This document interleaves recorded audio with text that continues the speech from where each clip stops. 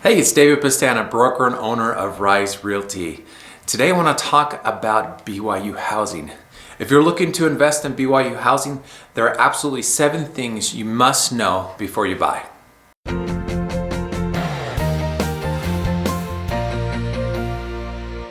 All right, before we get started talking about housing, I want to let you know that below here you can find links to everything I'm talking about.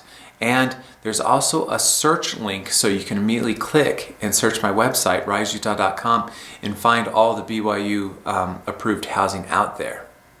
All right, the first thing that you need to know about BYU housing is that you have to buy a home within the BYU Zone. This BYU Zone map here shows the outline of the streets in which you can buy a home. They have to be within this boundary. So regardless of the quality of the apartment, if it's outside of this zone, BYU will not approve it. The second thing you need to know about BYU approved housing is that it's actually not called BYU approved housing. It's called BYU contracted housing. So you have to apply for approval, and they will approve a contract that you write with them, and this contract will allow you to house BYU students.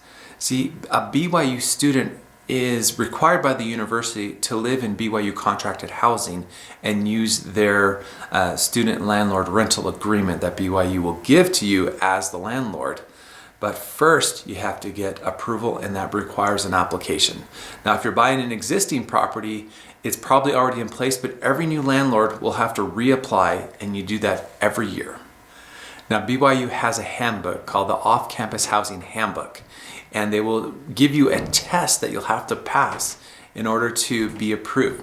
Now, don't worry too much. It is an open book test, but you as a landlord and whoever is managing your property as an agent will have to pass that test and in order to become approved. And approved managers of the housing, even though your property may approve, they actually have to approve the individuals who will be doing it.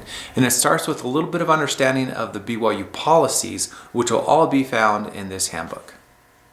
All right, the fourth thing you need to know, and this may be more common to most areas, is that you also have to have a rental license with the city of Provo.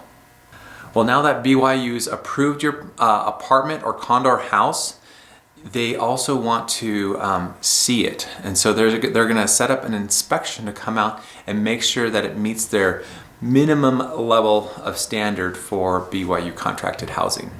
Right now, the 7th and last thing that you need to know is that BYU would require you as a landlord to use their landlord contract. It's called the BYU Student-Landlord Contract, and it's used throughout all the student housing.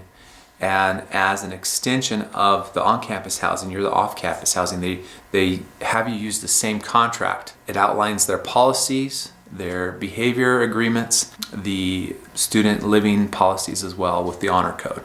All right, so don't forget to use it. Well, thanks for watching. If you have any additional questions, please don't hesitate to reach out to me. You can call, text, or email.